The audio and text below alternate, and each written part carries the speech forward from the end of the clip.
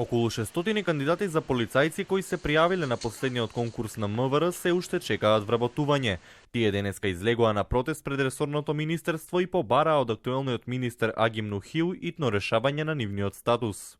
Проблемот не знаеме ние каде е, само добивме одговор дека во најбрз можен рок и во максимални тешки услови се бориме да почнеме со работа на нас.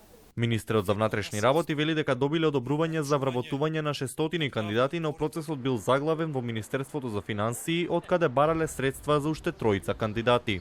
За таа генерација баравме одобрение од Министерството за финансии за 3 кандидати, бидејќи последните 5 имаат исти бодови. Оттаму имаме негативен одговор за нив, но јас сум оптимист дека службите при Министерството за внатрешни работи ќе најдат законско решение. Вели Нухил за телевизија 24. Инаку последниот конкурс МВР го објави во јули минатата година со слободни места за 600 нови полицајци, кои во октомври ја започнаа обуката. Иако овој потек во јавноста најде на критика со оглед на тоа што МВР вработи 400 нови полицајци 2 години претходно, тогашниот министер за внатрешни Митко Чавков порача дека има недостиг од униформирани полицајци.